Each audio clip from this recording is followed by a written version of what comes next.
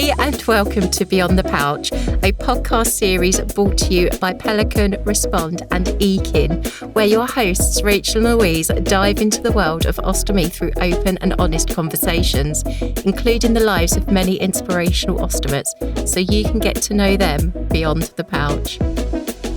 Welcome back for another episode of Beyond the Pouch. If you didn't already know, this is a visual podcast, so if you head over to Pelican's YouTube channel, you can watch the full episode there.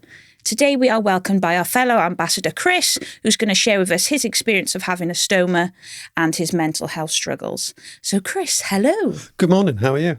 We are good, how are you? Very well, thank you. It's been a while since we've seen you. It's been a long while. Long while. A lot's changed for a lot of us. Indeed. It has been over a year, hasn't it? I was just trying to remember. It's now January. It was the last get-together, So wasn't it? was it last February? Yes, it's almost a year. Yeah, almost a year. It wasn't February, was it? It was February. Yeah, the get-together was February. Yeah. I thought it was March. Well, no, my brain's not working. Yeah.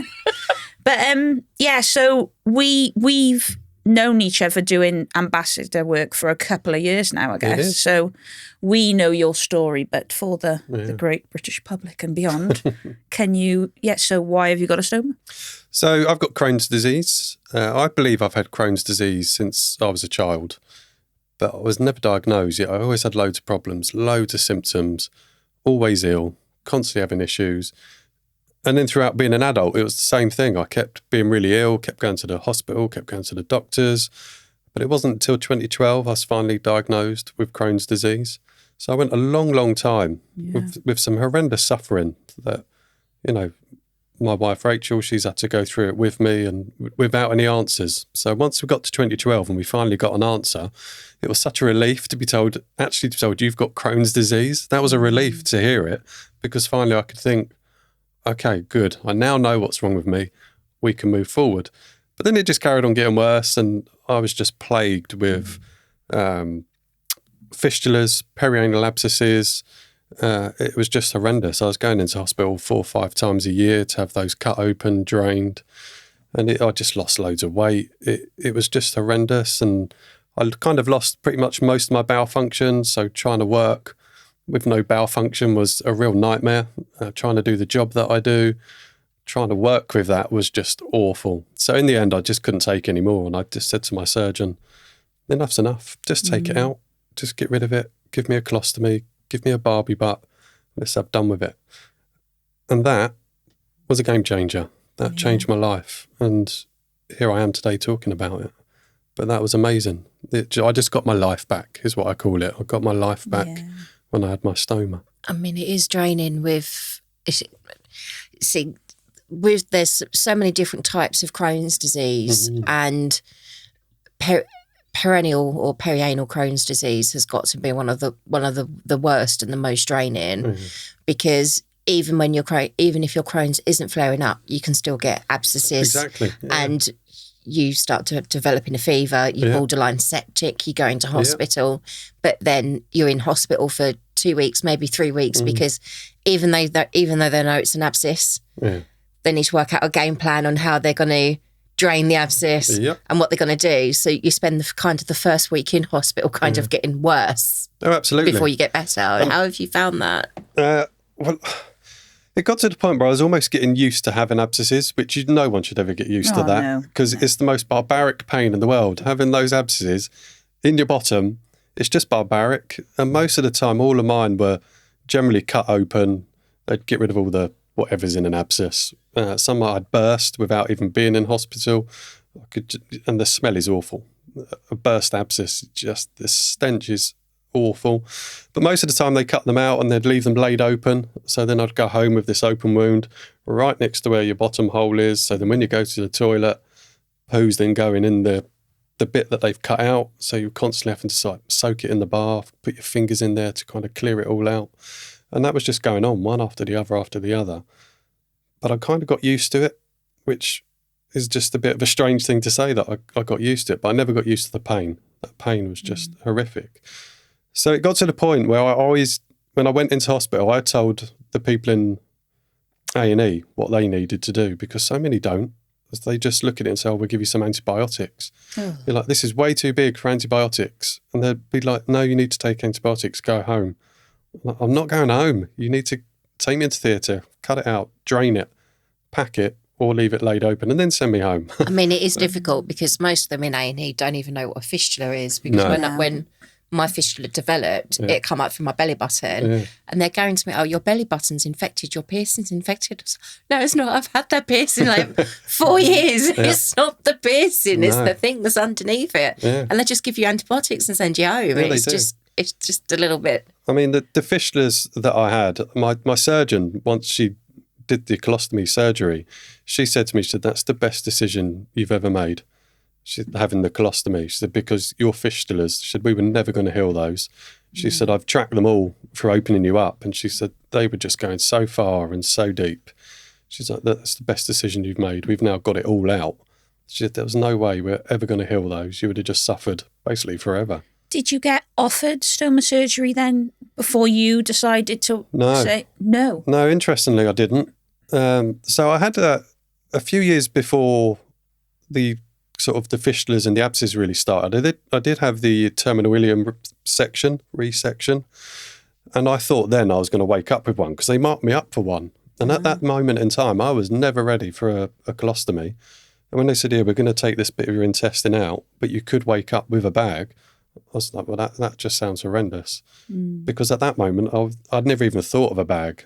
So then they were marking me up for one. So when I came around from surgery, I just put my hand down to see if I had one. I was like, I haven't got one.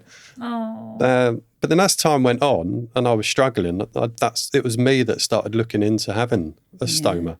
It was never really discussed. My surgeon, I don't think, ever discussed it with me. That's mind-blowing, isn't it? Yeah, I can't recall ever having a conversation where they said, would you consider it or would you like one?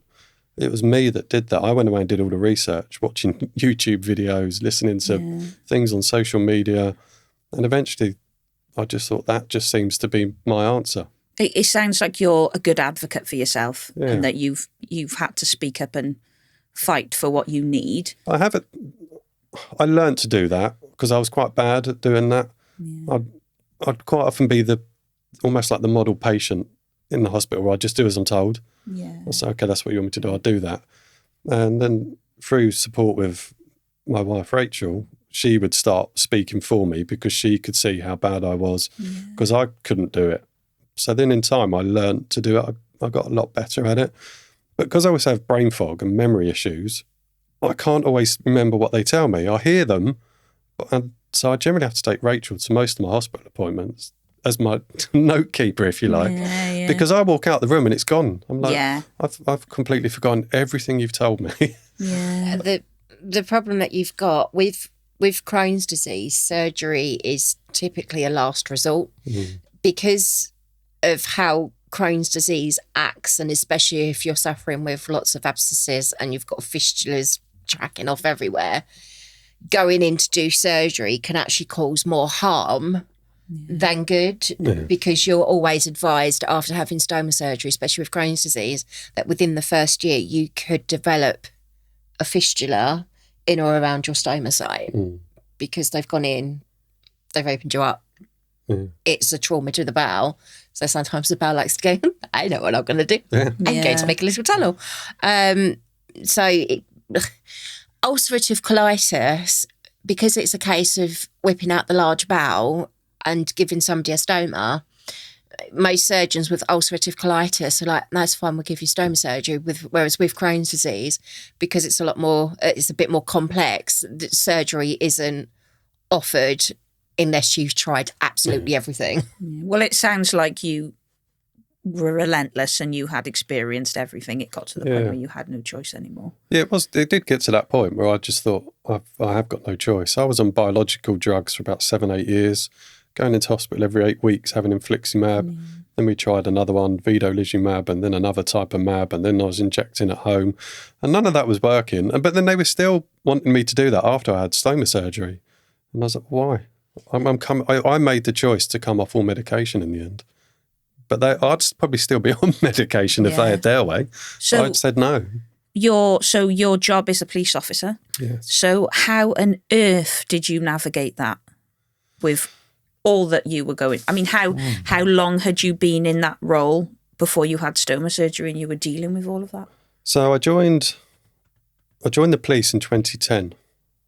So I was diagnosed in 2012. So I'd been a couple of years as a cop. Yeah. But then it got worse and worse. I was at work in terrible ways. That I collapsed at work numerous times. I lost so much weight. I looked like a skeleton. I'm not big now anyway. So for me to lose weight, it becomes quite obvious. My uniform didn't fit very well. I was just a mess, really. And I quite often collapsed at work. And my sergeant at the time used to have to blue light me to hospital. He'd scoop me up and put me in a police car and just blue light me to hospital. Oh. But I kept going in. I was very stubborn. I was like, I'm going to keep working. I'm going to keep working. There were times when Rachel used to say to me, you cannot go to work. Look at you. You can't go to work. And I'd go because I just didn't want this. Cool. It's got a bit emotional then. Yeah. I didn't want this to win. So I kept forcing myself to go to work and pushing through. But it was awful. And I was wearing adult nappies because I had no control of my bowels. And when you're a police officer and you're in someone's house, a victim of crime, and you're like, I'm really sorry, I need to go. You can't tell them why. You can't. I've just had a poo. You can't say that to a victim. Yeah. I'd be like, I'm really sorry, something's just happened on the radio. I've got to go. I'll come back. I will come back. So I'd have to go to the police station and try and get changed and get cleaned. But I wouldn't let that victim down. I would go back and then try and finish what I was doing. So it was awful. And it affected my mental health a lot, really did. They were dark times where I didn't see the point sometimes. I just thought, what's the point of this? Why am I doing it? It did go quite dark for me at times. It sounds like your wife, Rachel, is a massive support for you there, which is, not everyone has that pillar of strength at home. We're going to bring Rachel in a bit so she can share her experience of dealing with it with you. But, in terms of work, and did you get a lot of support at work? Your boss scooping you up and putting you in a car is pretty supportive, isn't it? That seems like they were pretty good. Yeah, as a whole, my employer's been fantastic. That they have looked after me. They've just done everything I've asked of them. Yeah. I had a period where I was off for 9 months. And normally you get full sick pay for 6 months and it drops to half. They never halved it. They just carried it on with full. So to take that away, they sent us a cheque for a few £100 to help with parking fees at hospitals and childcare. My sergeant at the time, she would come and do a home visit, and it never felt like it was a home visit to be nosy or see if you're telling the truth. It was always just genuine care. Wow. And I won't ever forget that those two sergeants were like that for me. The Darren, who used to scoop me up and take me, and then Jenny used to come and do the home visits. Yeah. And now I'm a sergeant. I try and do the same for my PCs. I try and look after them. Yeah. And I've almost become an advocate within our police force for Crohn's disease now. So when everyone gets diagnosed with Crohn's disease, occupational health come to me and say, we've got another one. Can you help us out? Yeah. So much as good has come, but there were some really horrible dark times. Yeah. And, from having stoma surgery to then think, I've got a YouTube channel, I do social media, I'm sitting here with you guys. You do so much. All because I've got a stoma. I never thought this would happen. Yeah. So for me, this is an absolute positive. It changed my life in so many ways. Yeah. But absolutely, there were some horrendously dark times. And if it wasn't for Rachel, I probably wouldn't be here. Oh, Rachel's are the best. They are indeed. How did you find adapting to life with a colostomy? Because not many people with Crohn's disease end up with a colostomy. It's typically an ileostomy. Yeah. It's going to sound really weird, but I've loved it. I love my stoma. It's not weird. That's lush. Yeah. It's one of the best things that's ever happened to me health-wise is having the stoma. Because of what I got back. I got me back. And that. Oh, God, you're going to make me cry. We're all emotional, pregnant, menopausal. My mental health got better. Yeah. I'd say probably my relationship, my marriage probably got better. Yeah. It's only when you kind of sit here talking about it that you really think about it and think, actually, that's probably got better. That's improved. Yeah. But everything improved. I ended up getting the promotion that I always wanted. I got promoted to sergeant about 3 years ago now, which I never thought I was going to achieve because of my health. Yeah. So I've achieved that. So I don't look at my stoma as a negative in any way. There's times when the bag might come off a little bit and it leaks, but they're few and far between. I think in 6.5 years of having it, I think I've probably only had no more than 6 leaks anyway. So I can deal with that. When it likes to fart in a really quiet room with lots of people that don't know you've got it, I just laugh at that. There's times when I've gone red when it's happened and I'm like, I've got a stoma. And then everyone's like, oh, okay, that's fine. I mean, obviously you have to wear body armour and things under your uniform. How have you, because I remember you telling me about that a while ago, how did you adapt that to be around your stoma? Because obviously you have to wear those vests, which... Yeah, so we wear, we call it body armour. Well, people like to call it. Makes you sound like a Terminator, I'm not going to lie. Absolutely does, yeah. I like it. Bet you it's are. Good. Yeah. I am a Terminator. Absolutely. That's all right, the body armour. But then there's the actual armour that goes over the stoma. The way I got around that is I don't wear that anymore.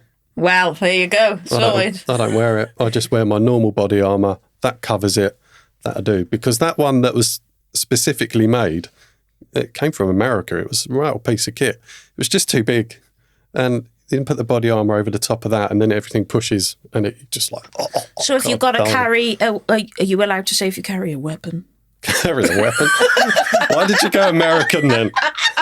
Because you're a Terminator now. I can't get it out of my head. Did you, do you have a lot of weight around your waist or is that literally... I don't really. It's all on here. It's all mainly here. The handcuffs are on there, the battens there, the parva sprays there somewhere. We used to have belt kit. Yeah. But we don't wear belts anymore. We have it all on the front of our tack vests. I haven't really eyed up a police officer in a while. That's probably why I'm not sure. Maybe I should. I'll bring my uniform next time. Your lady is listening to this. You're allowed to do that, are you? It has to be kept. Look at the police officer? No, the uniform. I thought that had to stay at the station. No, you can take it home. Oh. Yeah. Don't go there, Rachel. Lucky Rachel. That's all I'm saying. How did you get help with regards to obviously post-op mental health? Did you get any? Wow, that would be interesting to know. Yeah. So mental health after. I was never offered any. No, I don't think anyone really spoke about mental health afterwards. I think my kind of medical team, I think they just saw a happy Chris. So they probably didn't think maybe he might need some help and support because, I mean, the recovery period was horrific, but that's only 3 months. So, yeah, I don't think my team ever saw an unhappy Chris. So I don't think they ever felt the need to discuss it. I don't think I've ever really had any dark times because of my stoma. Nothing about that I don't think has really affected my mental health. I see how it does for others. If you go into surgery and you're not expecting it and you wake up with one, then I'd imagine that's going to have a huge impact on people's mental health. But I think mine just got stronger afterwards because I could do things that I couldn't do. But that's what kind of pushed me to then, set up social media, do YouTube to help people because of how powerful it was for me having it. Yeah. I could share that and teach other people. And my channel was aimed at really helping people that are new to a stoma or, they've just woken up and they've got one, and to see that you can be positive with one. You can carry on with a normal life with one. I've just come out of a social media group because there's just too much negativity in it. And I've tried to be positive and they almost outed me for being positive about, there's no need for that. So I came out of that. I mean, you're very much a bit like Keith, who you'll know Keith as well. Absolutely. I'm really sorry to interrupt, but I'm laughing because I can hear all our stomas going on. Yeah, mine hasn't stopped for 5 minutes, not going to lie. They are a bit bubbly, aren't they? Yeah. That's all right. I told you, it's a symphony. My flare-ups have massively reduced since having a stoma. But they do. It still happens. I get flare-ups in what I call different ways where I get real bad bouts of fatigue and brain fog. My memory is shocking. Really shocking. To the point where I actually thought that I had early onset of dementia or Alzheimer's, and I got tested for that. Sorry, we shouldn't laugh about that, but the brain fog is... It's horrific, isn't it? Something else. What is that? Because we don't all have the same condition, but I suffer with that as well, big time. Well, you guys... We're not on the same drugs. When we were in here this morning before we started recording, everyone's talking. I zoned out and everyone's going, you right? Yeah. But no, I think... I mean, have you ever noticed when you flare up? So my taste goes funny and my sense of smell, the smells I can smell when I'm flaring up compared to when I'm not. My taste generally is okay, but smell, I do smell things differently. And in my job that I am now, I'm a custody sergeant. And a lot of people that come into our custody suite do smell a little bit. And if I don't feel right, if I feel that I'm fatigued and a little bit struggling, the smell seems completely amplified. Yeah. And I say to my colleagues, can you smell that? That person really smells. Oh, no. And they're like, no, I can't smell anything. It amplifies. More than change, everything just gets amplified. Have you had that on these podcasts as a guest ever been like, whoa? No, but I have a real thing about smells. So it's like, every now and again, so since I started the chemical menopause, because I keep flushing, I haven't taken smoking back up full time, but I'll have maybe 2 cigarettes a day. And when I get back in from having that cigarette, I have to wash my hands, spray my hair because I can smell it.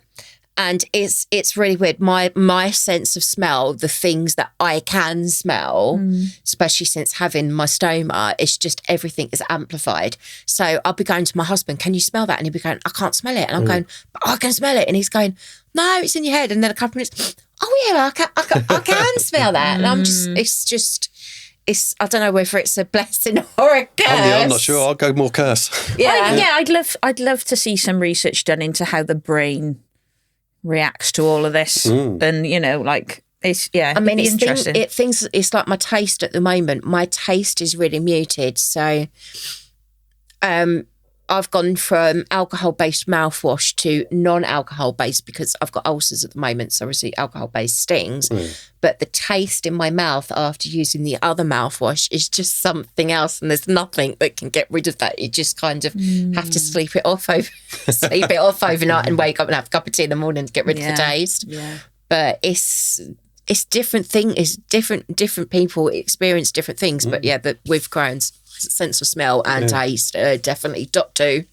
So in terms of flare-ups, the most I get now is fatigue, and the brain fog just is worse. I mean, I've always got brain fog, but if I'm in some sort of flare, I get the fatigue and ache and joints. My joints ache, my ankles throb, my knees throb. How do you manage that? Because obviously you're a police officer, you're interviewing a victim of a crime. You can't sit there and go, what was I talking about? Yeah, but that kind of does happen. It does happen, but the job I'm in now... Do you style it out, or do you... Yeah, you find a way. I bet you learn techniques, don't you? Yeah, I bet people don't notice anymore. People don't. But the job I do now as a custody sergeant, I'm at a desk, and I love it because it's all repetition. When I book someone into custody, it's the same question set for every single person. Brain fog, yeah, so everything is repetition. So that definitely helps. And I love the role because it is all repetition. So there's so many things in my previous role that I'd forget. It'd just go. It'd just disappear and I'd have to relearn it. But with the role I do now, you just press next on the screen and I'll ask those questions next and ask those questions. There are some things where I have to use my brain, but most of the time it's 90% repetition. So that gets me through and I love it. I absolutely love it. Repetitive is good because I know at the moment, so I've taken up the whole knitting thing, and because it's repetitive pattern, it's really easy for me to sit there overnight time and do 2 hours of that, whereas trying to concentrate on a TV program is like, no. I'll give you an idea of how my memory is, or the brain fog, because you just made me think of it, talking about TV. I can go to the cinema and watch a film. I walk out and I forget it. I can go back, go and see it a week later and it'd be like seeing it for the first time again. Wow. It's crazy. That's what my brain does. Wow. Yeah. What about you with the pregnancy brain at the moment? Oh, wow, it's shot, innit? Just shot in it. That's a different. I did it though this morning. I walked out of the hotel room, went all the way downstairs to the desk to check out, and as I went to give my key over, I went, "It's like, if I leave my suitcase here because I left my glasses up in the room, so I had to go all the way back up and go get my glasses." I had a Zoom meeting last night at 7 p.m. with work, and I'd put Jake in the bath, and it was like, and then I suddenly thought, I feel like there's something I should be doing. And then I looked at the clock, it was 7:05. Then I had an email saying, so-and-so is in the waiting room. And I thought, and then the other half goes, at 6:30, I did remember. And then I thought I should remind you, but then I thought you'd remember. I thought, what? And I was like, from now on, anything that's a commitment to other people, you're going to have to start reminding me because I just cannot. Yeah. I mean, how do you deal, so obviously with the flare-ups, being a police officer, having to wear a heavy uniform even though you're sitting at a custody desk, how do you deal with the aches and pains? Because I know, obviously, like flaring up with my arthritis, which is Crohn's related, it's never fun, and trying to deal and kind of overcome the bone aches and the pain to get on with your normal day, it can be quite difficult, but we have to do it. We don't really have a choice in the matter. Yeah, that's generally how I look at it, is I think I've got a job to do. I've got a family to look after. I've just got to get on with this. There are times when I give into it. So I work a 4-on, 4-off shift pattern. So generally the first rest day, I certainly did it this week, I don't get out of bed. I'll just stay in bed all day. I'll get up to get some food and then go back and lay in bed again. Yeah. So this week, so I finish work at, say, 6 in the morning, but that's now my rest day. So I'll go home, sleep for a few hours, then wake up, have something to eat. But then I'll just stay in bed for the rest of the day. And this week, I think it was about 6:30. I finally got out of bed in the evening, and hot baths help as well. And chilling in a nice hot bath. I generally try and have a bath every night. I love hot baths. It just makes me feel good. And it does take away some of that achiness. Yeah. But yeah, I know I have to give up one of my rest days just to do nothing, to try and kind of recuperate and recover. But at the same time, I'm stubborn and think, I'm going to keep going. This really hurts. My knees are killing. I sit at my desk and my knees, ankles absolutely throbbing on an almost daily basis. Yeah. But I just have to do it. Because otherwise I'll just sit at home and do what? Yeah. You know? Yeah. I mean, and how do you manage family life? Because this is the other thing. We do what we do for social media and the advocacy and everything else. But I think sometimes people only see us with the stomas and our health condition rather than realising that we work, we have family, we have children, we have partners, extended family. Yeah. It does get quite difficult. And I mean, if you're anything like me, you probably have a guilt thing where, you know, you're having a bad day, but you'll get up and you'll force yourself through to go and do something because you feel guilty. Yeah, then you're ratty because you're struggling. Then you take it out on your loved ones, and then you just feel like a crap person at the end of the day. And then you're like, why didn't I just stay in bed? Yeah. But the next day, you'll keep going and try again. Yeah. There's definitely been times when I'd say I've neglected my family because of feeling rough, where I just can't do it. And I don't know if it's neglecting them, but there's definitely been occasions when I think I could have done more. I shouldn't have been snappy on that time. I shouldn't have done that. Yeah. And then, like you say, you get the guilt. And the guilt then kicks in, and that's horrendous. Yeah. Then you try and overcompensate and then just make yourself ill again. Yeah. So it's trying to find the balance, and that can be really difficult. Especially if you've just been diagnosed with an illness and you're getting all these symptoms and they're piling you with all the medications and you're getting all the horrendous side effects. They're horrible times because that's new, isn't it? Yeah. But once you're used to it and you understand your flare-ups, it's okay. It becomes easier to manage. I think when you're new to it, be it having a stoma or new to a diagnosis of Crohn's or UC or whatever it may be, and all those medications, they're the really hardest times. And that's why I try and help and support people, because you don't know what's going on with your own body. You don't know what these medications are doing to you long term, which some medications I think have caused me long-term problems. And so when you're new to it, you just say yes, don't you? And you just take everything, and you start getting really ill. You start getting ill from side effects, and that has a huge impact on your family. Mm-hmm. So that's why I do what I do, is to try and support people and say, it will get better. Yeah. It never seems it, but it will. There's still dark days. We still have the odd dark days, but it does get better. And that's always what I try and say to people. It will get better. It just takes time. I know for me, I find if I get presented with a new opportunity to do something, I feel like I have to take it because I physically couldn't do it before stoma surgery. So I feel like, now I'm possibly capable. I've got to run with it and try it because I couldn't have ever done it before. But then sometimes it makes me worse. And then I think, why did I do this? I'm spinning too many plates. Yeah. My toxic trait was never saying no. Yeah. So I'm not one for self-help books. Might have got a few because there's one called the Subtle Art of Not Giving a Oh, right. beep. Yeah. And reading something, the art of saying that there's like a whole book series, the art of saying no, the art. And I've actually read all of those and it makes you look at life a little bit differently. Yeah. And we have a guilt complex. We overcompensate. Yeah. I think more so for Maisie and Ben, it's not so much the side effects or everything else with them. It was the hormonal fluctuations. Because I had no control over that. And since I've been doing the whole chemical menopause, I've not lost my temper once. That might kick in somewhere else later down the line. It could be just some raging episode brewing. Be something that's just brewing up. Yeah. But it's just... we do get short-tempered. Oh, yeah, absolutely. We do get tired. Yeah. If I do think that is everyone, but because ours is because of a chronic illness, it can feel amplified and, the guilt can feel worse. But everyone has bad days and everyone takes stuff out on their loved ones. And I just think, I don't know, because ours is so acute, it can just feel so much worse. Like at the end of the day, I might have major mum guilt because I haven't done enough with Jake, or I haven't, given him, I haven't been in the present. Like, I really struggle with being in the present. I am always thinking of something else, thinking of what I need to do. I really struggle with that mentally. Yeah. I don't know I don't know why. Yeah, Is that something you two? No, I can only live for now. I can't plan. That causes me all sorts of fogs and issues. That's why I have an amazing wife that does most of that for me. I have to live in the now. It's the only way I get through is dealing with what's in front of me now. That moves on to something else.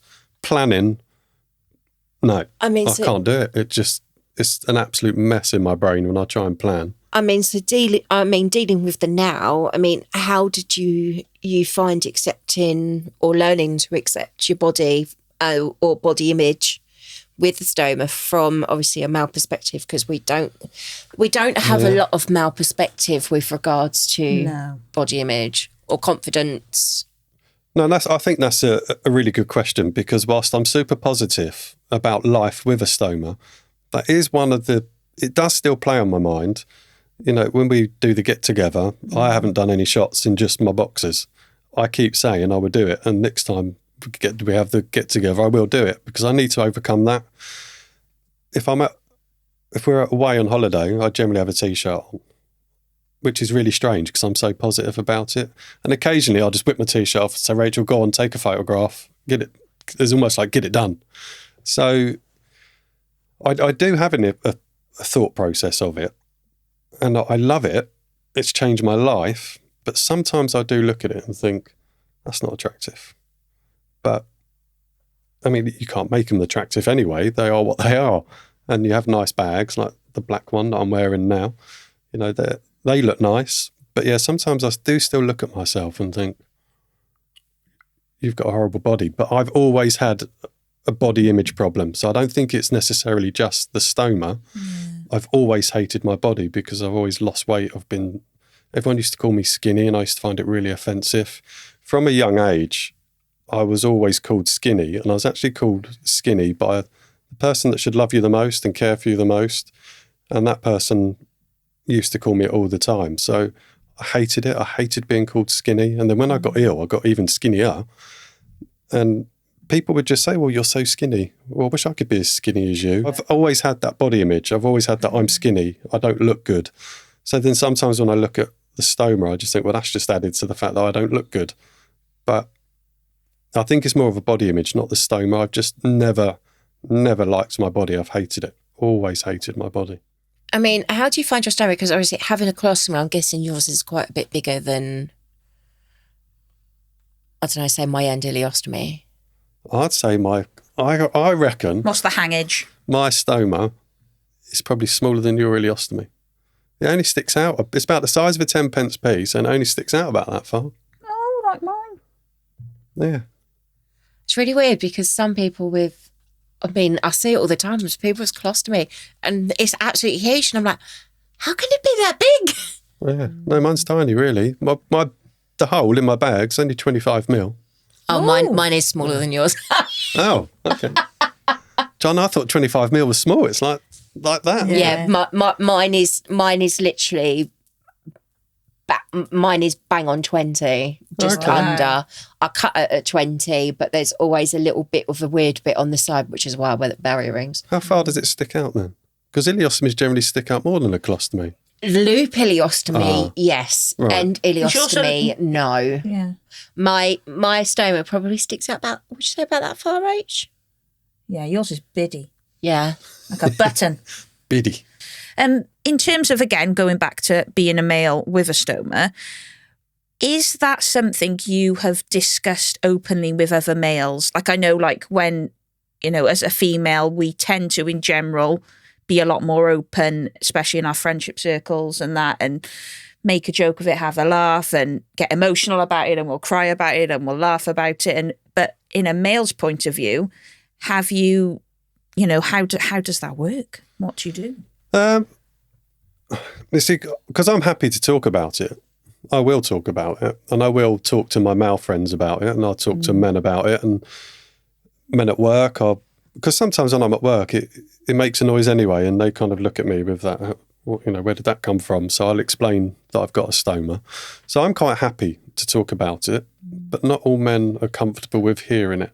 Some don't want to know. Are you comfortable talking to your wife about it, Rachel? Oh, God, yeah. Oh, she sounds awesome. I reckon she is. Should we bring her in? Let's bring her in. So, Rachel, welcome. It's so lovely to see you here. We've never had a partner come in with a guest. And it's something that I think is really important that we share the partner's perspective. Chris, you've raved about Rachel for the last half an hour, and rightly so. So, I mean, what can you tell us about your experience being on the other side of it? I don't know where to start, really. I suppose, like, listening to what you were saying earlier, like when you were first diagnosed, I still remember that day really, really vividly. And that was a real mixture of emotions. Oh my God, I'm going to get a bit teary. And how far we've come since then. Sorry, I didn't know I was going to get like this.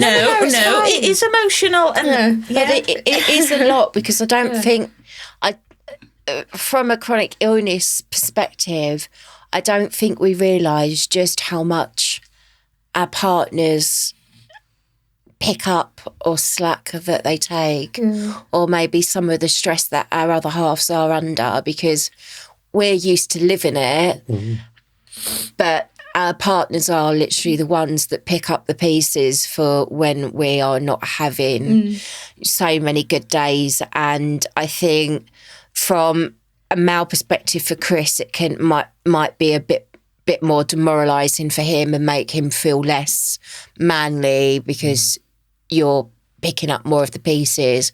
Whereas with me, with my husband, I always have the guilt complex that he's doing too much and I'm not doing enough. Yeah, I've never felt that Chris isn't, I've never felt that, like, Chris is slacking, or like the days that he has in bed. Like, I know you were just saying about you felt guilty about that, but I've never had that. I've always thought, oh God, he's having a bad day. He needs to be in bed. And that's never crossed my mind. The days that I've got kind of frustrated have been the days where we've been in hospital and they're not listening to us. Yeah.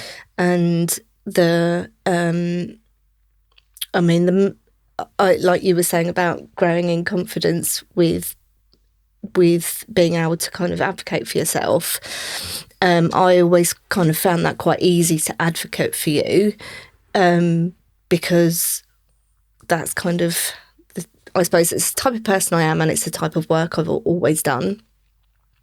And I think then when you were having more and more time in hospital and having to have surgery, it was when I started my training, and I was then building my own medical knowledge and understanding of the basic things that they needed to do for you. So when we had those scary times when you were septic, I knew what had to be done, and I was then going into hospital feeling very confident that I would tell them what to do, they will do it, and if they don't, I will tell somebody else that they need to do it, and he will be fine. But I think, like, going back to what you were saying again about going into hospital to have abscesses drained, and it became normal. Yeah, like it did. I remember one day going into work placement, dropping you off at day surgery, and then walking round to going in to do my work placement, and saying to the midwife that I was working with on that day, I'm really sorry, I'm going to have my phone on in my pocket, because as soon as he's out of surgery, they're going to ring me. And as if that's normal, like that's normal that I'm at work and he's on the other side of the hospital having surgery. Yeah. And it wasn't until like she went, "What do you mean?" And I was like, "Well, he's just popped into surgery today." Popped in. Yeah, he'd be done about 3, but I'll have finished my shift then. And she just like looked at me with her mouth wide open. And I was like, "Oh yeah, I suppose so that true, isn't quite normal." But for us, by that point, it was normal, wasn't it? I mean, how did you find advocating for Chris? Because I know from from a husband and wife perspective, I'm more pushy than my husband. And there's a trait there, isn't there? No, the women but they don't like, I know from personal experience, that they don't like being told what should be done. Oh, yes. And I feel in the medical field, especially those with, like, for instance, Chris, in and out with an abscess, we know what to do. We know what the treatment plan should be. And it just drives me mad that they leave you there to fester for 3 or 4 days. So your white blood cell count was quite low when you come in, and over a period of 4 days, it's going up and up and up and up and up. Yeah. And they're going, "Oh, we'll try this antibiotic, we'll try that antibiotic." Well, no, it needs to be drained. No. Yes. Oh, but you're so complex, and because you've got this and because you've got that, we're going to have to book with this radiologist, but they might say no, and then we might have to do it this way, we might have to do it that way. And I've shouted. Yeah. Oh, yeah. It's... Sometimes you have to shout, don't you? We've both done it, haven't we? Absolutely. I'm also more you than me, but there have been occasions where I've had to shout, and you're right. Sometimes you don't want to, but you think, it's just the only way I'm going to be heard. Yeah. And you were very good at it, to be fair. I am. But I suppose I'm not ashamed of saying that I'm very good at shouting.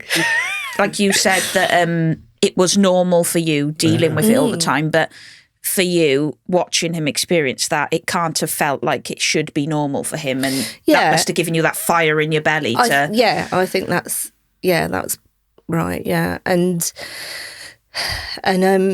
I think I have like you said, you just kind of know what's going to work and what's not going to after you've been through it so many times. So you're like, I don't want to go through all that wasting time, being here for another 24 hours with nothing happening. Yeah. So let's just cut to the chase now and get on with it. How have you found with like going to, especially when Chris is in hospital or he's having a bad day, how have you found, like, how have you overcome the challenges, and what advice would you give to couples that are going through the same or similar experience? So I think, like, in the beginning, the challenges were that the children were quite young, so it was that whole kind of balance of, like just the practical stuff, how you getting the kids to school, who's picking them up, and like things like that.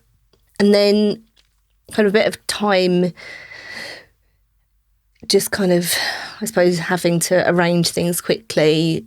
I mean, I've got fantastic parents that have been great support as well when it comes to doing school run and things like that. But I think another thing that became quite normal was our children not expect, like, suddenly granddad's there picking us up from school. Oh, that's okay. I didn't know that was going to happen. And then granddad going, oh, well, dad had to go to hospital. You know, mum will be home later and everything will be fine. Yeah. And the kids weren't like, that wasn't a shocker. Yeah. And then we also had a bit of criticism from school about how honest we were with our children. So we've always been very, very honest with our children about Chris's illness and when he's in hospital and when we expect him to come home and what surgery he's having and all of those things, which we are like that about everything with our children, very open and honest. You're supposed to do lie every day. I know. So I actually one day was called in by a teacher, my son's teacher, to say, you know, I'm a bit worried about, you know, what Nathan knows. And it's like, what do you mean? And she's like, well, your husband's quite seriously ill. And I was like, well, he's ill. I mean, not going to die, but, you know, yeah, he is ill, but I'm obviously not going to say, oh, my husband's on holiday. My husband's in hospital. You know, I'm not going to lie to the holiday if that's the truth. Exactly. And she was a bit taken aback by that. And I was like, at the time, Nathan was, what, about 10, I remember. Yeah. And I was like, well, he's not dumb. He knows that Dad's coming home and then going to be in bed for a few days. You don't do that when you come back from a holiday or from work. You know, you like... Maisie's teachers knew better than to ask that question. Well, that was it. That was like the first and last time that anyone ever broached that with me. That's not, I was like, that's not okay. Let's not go we shouldn't there. be lying to our kids, should we? No. Like I said, we've always been honest. At the end of the day, they can smell a lie a mile. Absolutely, yeah. Exactly. So I think that's always been a big bit of advice that we say to people with kids, is to be honest with them. Just in general, it's to be honest, isn't it? Yeah. Not just even about to your kids, just being honest with your loved ones, with your family. Just be honest. I know someone that had a stoma surgery and he went years without telling his kids that he even had it. I thought that was really sad, but just be honest. Be honest with everybody. If he was struggling to accept his stoma at the time, what advice would you give to someone who is really struggling to accept their stoma? Absolutely talk. Watch my YouTube channel. What's it called, Chris? It's called Sydney Stoma. But yeah, talk to people that have got stomas. Don't go and talk to a nurse that hasn't got one. The stoma team and nurses are great, but talk to someone that's got one. Talk to someone that, you know, is really positive about life with a stoma, and realise that you can still do everything you ever did before. In fact, I can do more. Yeah. Can't I? I can do so much more. Yeah. So talk to people that have got one. Find those really positive people, because it will make a difference. Absolutely. And I'd say that, like as in terms of our relationship, that talking about how we feel. I mean, I remember that was you said earlier about like not really having a conversation with the surgeon, but she actually was one of the things she said was, is Rachel on board with this? Is Rachel still going to fancy you? She did say that. She was like that, a surgeon. I mean, we love her. No, we love her. We love her. She's the best. It was done in jest, was it? Absolutely. Like, oh, right. She's like, because I think she kind of got us. She's got us from the beginning. Yeah. And she was like, she didn't want to do anything that was going to interfere with that. Words. She said, will you still fancy Chris with a bag? Yeah, exactly. I mean, it's hilarious. She's so funny. But she gets us, and we've known her a long time, haven't we? Yeah. So that's nice when you've got the same people and you develop that relationship. She's one of my angels. I've got 3 angels in my life. My surgeon's one, Rachel's one, and my daughter's the other. Sorry, hold on. Which one was first? Not me. It was just we were talking about the surgeon. All right, okay, fine. It's you. She was banging on about you for 30 minutes. You're fine, you're good. All right, fine. But yeah, so, you know, we've kind of, that I think actually that sums up our relationship, is that that's how honest and open and, like we don't take anything seriously, and yeah. Oh, you're lush together. I think it's so lovely to see a good relationship and how it's made you stronger and how you're such an advocate for Chris. It's a beautiful thing. Yeah. You're a very lucky man. I am indeed. Yes. She's also very lucky. We would like to say thank you to listening to Beyond the Pouch. We hope you have enjoyed listening and you can take something valuable away from this episode. We'd love to say a massive thank you to Chris and Rachel. It's been lovely having you guys, and thank you. Thank you. It's been fantastic. We'll be back again and we'll see you next time. Thank you. Thank you.